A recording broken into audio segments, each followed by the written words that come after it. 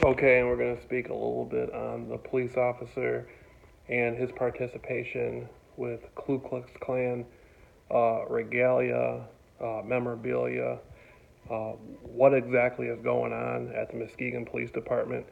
And if I was the chief of police at the Muskegon Police Department, the first question I would ask is, you know, did you have, if I was talking to the police officer in the Ku Klux Klan, the first thing that would come to my mind to ask is, are you hostile towards the United States government?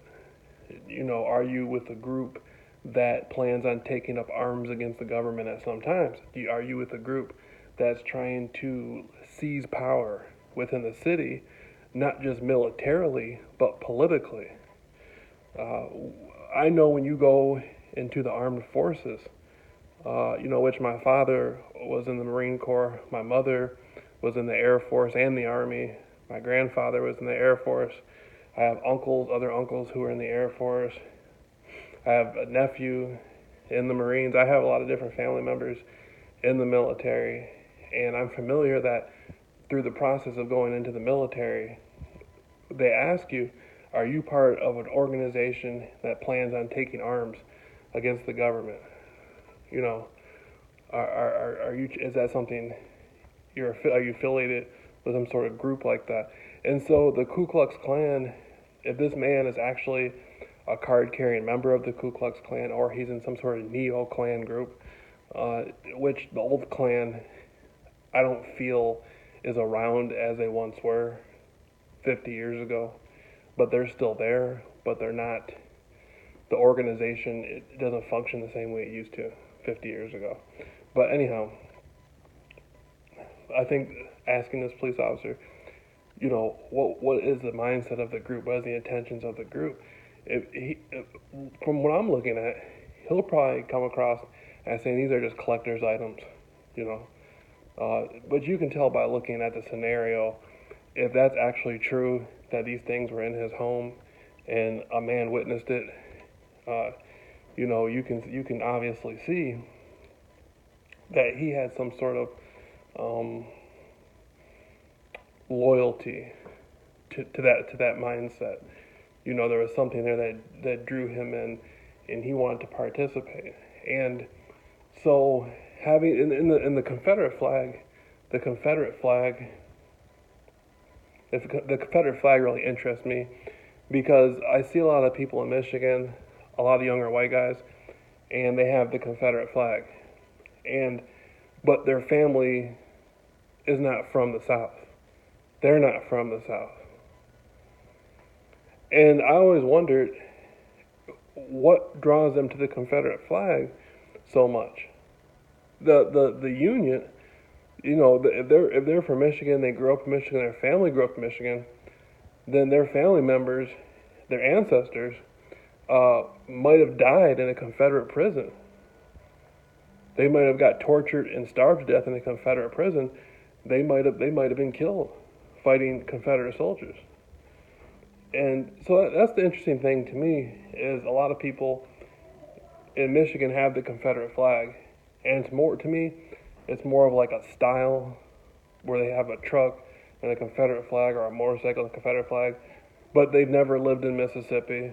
They weren't raised in Mississippi or any other states in the South, and they're from the North, which would have been the Union around that time, the Civil War and after the Civil War and whatnot. And so that always interests me. Same thing with the neo-Nazi flag. I remember one time I was down at this club. It was like a veterans club by the Amazon Apartments in downtown Muskegon, and I was inside and this little clubhouse, and they had all sorts of flags from all over the world, military flags and whatnot. And then in the corner of the place, there was a Nazi. There was a swastika on the flag. It was a Nazi flag, and I was like, wow, okay, so a lot of bikers come here. Somebody probably has some sort of affiliation with a neo-Nazi group or whatnot, and that interests me as well because a lot of these people's grandparents in America, great grandparents and grandparents, died fighting against the Nazis. So it always interests me why people would be so interested in Confederate flags and Nazi flags if they're not born and raised in Germany or they're not born and raised in Mississippi. That just always interested me. But anyhow, so this police officer had this Ku Klux Klan application and Ku Klux Klan uniform and whatnot, and it was a African American black man who saw it, and you know, the first thing that came to my mind is this is the type of mindset of the people who've been stalking me, who framed me, who harassed me, and in Michigan you have the Michigan militia and a lot of these survivalist groups, and they mask themselves as survivalist groups, back to nature groups, Michigan militia gun rights groups, and not all of them, but a lot of them do have hidden agendas, and they use this. They use the race card, saying, well, the reason why the country's the way it is, it's all black people's fault, or it's all Mexicans immigrating into the country, or it's Jewish people, or it's white liberals, or and some of them even will say, it's the wars are the problem. Some of them have some interesting points of views. The stalking that I've seen going on Lauren Drive takes me back to the Ku Klux Klan because I had been living in the neighborhood way before the majority of the people moved into the neighborhood. I had been living in the neighborhood for years, and I watched a whole group of people move into the neighborhood. And then when I was doing a lot of interviews and a lot of research, the people in the neighborhood started acting really bizarre. And nobody came and explained anything to me and told me anything. It looked very unorganized what was happening. It looked like, people were acting, it felt very aggressive. Like the people in this neighborhood had some sort of aggressive issue towards me. And I don't know any of these people. The most I've ever spoken to these people is like hi and goodbye. If they wave, I wave. I've never tried to get involved with any of my neighbors, except for the situation that you saw that was in the newspaper, where I was being followed around by a woman, and I had sent her flowers. This stuff was all on YouTube, and I went to court. I went to a 2-day trial, and all the facts were twisted around. Everything was made to look like I was stalking some woman who never even lived in the neighborhood. They claimed it was some other woman, and she was 29 years old, and I tried to pull her out of a car. It's the most insane thing I've ever seen. And the reason why my name was slandered like that in the newspaper was to cover up for what was going on in the neighborhood. Like, I didn't even know who these people were in the neighborhood. Like, I knew them. I had spoken to some of them. I had been living here before them. But I minded my own business. I never wanted any interaction or communication with the majority of these people. Like, I just looked at it like, I'm doing my research. I'm doing my interviews, and I'm in my own world. I don't want to be bothered with anybody, and that's not a crime. Like, I wasn't breaking any laws. I wasn't breaking anybody's rights. I was just a grown adult living my life. And some of the people in the neighborhood, like, I could tell by the way they act, they feel like they have the authority or they have the jurisdiction to tell other people to do something to me, to follow me or to keep an eye on me. And what they're doing is unwanted communication, wearing certain colors and carrying out certain acts directed towards me. And following me, just not in the neighborhood, but out of the neighborhood. And, I'm 30-something years old. I'm 34 years old. Nobody has any authority to tell anybody to do anything to me. I'm just like anybody else. If I don't break the law, if I'm not breaking the law, then no one has any authority. If I go out and I break the law, then then I'm just like anybody else. If somebody breaks the law, they should be held accountable just like anybody else. I live in a neighborhood. People have spread disinformational stories about me and have used people to follow me around in KKK Nazi type, a Nazi type scenario, and I don't get why somebody would feel they would have the right to do something like that. And this is organized through technology, like your neighborhood app. I think is a popular tool that's used to do this sort of stuff. There's a lot of people on Facebook and on YouTube in what is known as a target individual community who are speaking out about how their neighbors are using phone apps to monitor them and to follow them. And, I will be in my neighborhood minding my own business, and people I don't even know will show up in the neighborhood and be doing activity directed towards me, whether it's following me or purposely walking in front of my home at certain times. And if this has not happened to you, you need to look into it, because there is a really, really, really strong presence in the news media that's starting to open up about gang stalking. This stuff has been coming into the mainstream news, and there's stories of people who have been being covertly harassed, stalked. There was a couple men that were arrested not long ago. David McGowan, the man who heads the Church of Scientology, his father was being harassed by a couple private investigators, and they bought and sold guns, and they were making like $10,000 a week following this man around. Not David McGowan. Not David McGowan. The guy who runs David McGowan's a researcher. The guy who heads the Church of Scientology. That's who I'm thinking of. David Miscavige. That's his name. Okay. David Miscavige. Okay. So David Miscavige's father was being followed around by a couple of private investigators, and they were doing things like taking his trash and putting it in front of his home on the street, like in his driveway at certain times. They were following him up and down the street and everywhere, and they're getting $10,000 a week to do that. There's people out there doing stuff like that for nothing, for free. I'm sure some of the people who've been in my neighborhood participating in this, I don't think they really, I'm not sure what they get out of it. But it can't be that much, and there's something wrong with the mindset behind this. It's almost like a cult.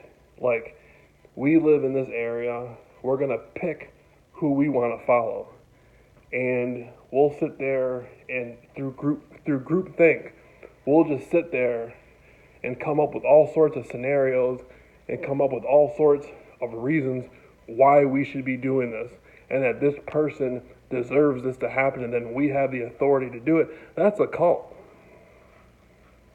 That's a cult, and that's criminal enterprising as well. To hire other people knowingly to commit a crime against somebody, that's criminal enterprising. And so I've sat down and watched all this stuff happen, and then after my trial, after being prosecuted for a crime I didn't commit, my name was slandered in the newspaper, and this man from England who I don't even know jumps on the internet and uses my name all over the internet. And the way he's acting is very strange. It's bizarre. Like, I see videos of him. He's not even in his own videos, but I'm in all his videos. And that's the really bizarre thing. See, I do interviews. I'm a researcher, as well as I'm an entertainer. I do interviews with musicians. I do interviews with conspiracy researchers. I do interviews with everyday people. That's what I do. Other people in the neighborhood might be a teacher or a police officer or a lawyer. That's what they do. But to take it upon yourself to break somebody's civil rights and follow them around and harass them, that's something different.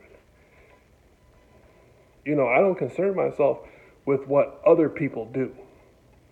As long as they don't come to me and harm my property or bother me, I don't have an issue with them.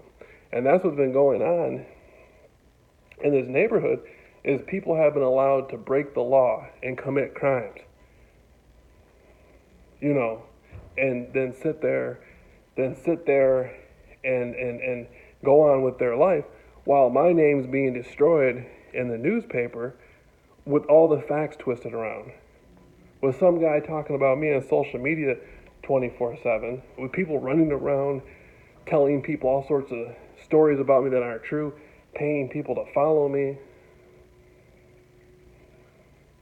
And these people that are participating in this activity, they're not in reality.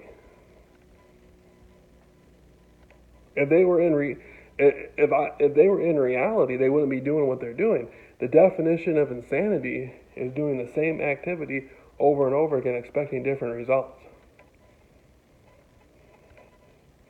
And these people are out of their minds that participate in this stuff. They wear certain colors that have certain meanings directed towards an individual. Then they sit there and follow them around with lights and stuff. It doesn't make any sense. It doesn't. There is no reason to do something like that. I mean, even in state prison, even in federal prison, people can't do that. The guards in federal prison could not do something like that.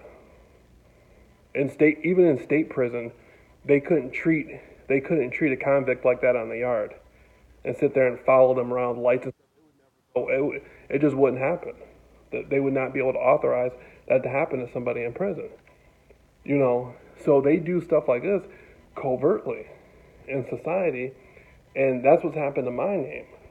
Like the Ku Klux Klan. The Ku Klux Klan sat there for years following people, harassing people, and then when it became public, people panicked and they tried to sweep it under the rug, but they just couldn't sweep it under the rug. That's what's happening with this case with this guy in the Ku Klux Klan. They can't sweep this under the rug.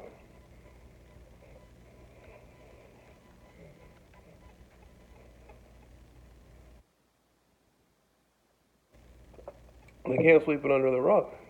So, you know, there's a Ku Klux Klan type activity going on in the Muskegon area, and the court system is involved with it. The court system was involved with corruption when it came to my case.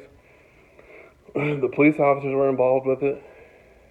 You know, and it doesn't make it to me. It doesn't make any sense, really. How somebody can have a crimes committed against them, and nothing, and the laws don't do any. The law does nothing about it. There's no recourse for their actions.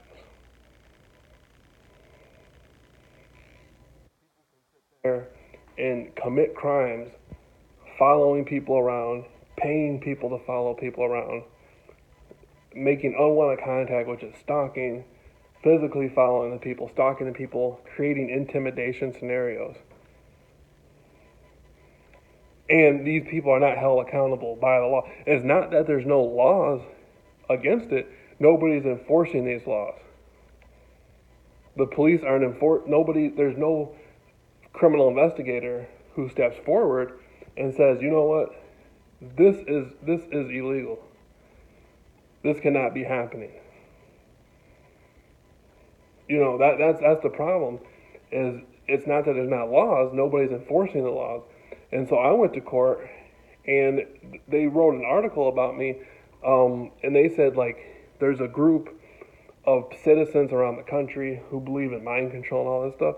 Well, you know, that's the stupidest article I've ever seen, because the federal government has documents on mind control. There's been congressional hearings decades ago where the United States government provided evidence that the Central Intelligence Agency was conducting mind control on everyday citizens. There were federal agents going to bars, putting LSD in people's drinks and seeing how they react to it.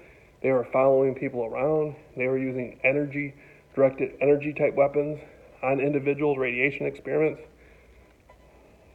They were taking people and putting them in clinics. People who were all prisoners, people who were in psychiatric, they were experimenting on people in psychiatric places. And so the article they did about me actually is the stupidest article that they could have did, Because the United States government, decades ago, explained to the public that they were involved in mind control. It might not be popularized on television, but that's what's been going on in this country. And so, if people sit in the neighborhood every single day and sit there and play around with somebody with lights and colors and then sit there and pretend like they don't understand what's going on or they don't know what's going on, that's illegal. That's unconscionable. That's an attempt, that's invading somebody's personal space, that's invading somebody's mind. That's a criminal activity. And the fact that a police officer can come into the public and come into the news as a Ku Klux Klan member, but can't come into the news as an investigator stopping an organized event like organized stalking, stopping a gang stalking scenario. In Muskegon County, you'll see a police officer in the Ku Klux Klan before you see a police officer enforcing basic law. It's the craziest thing I've ever heard of.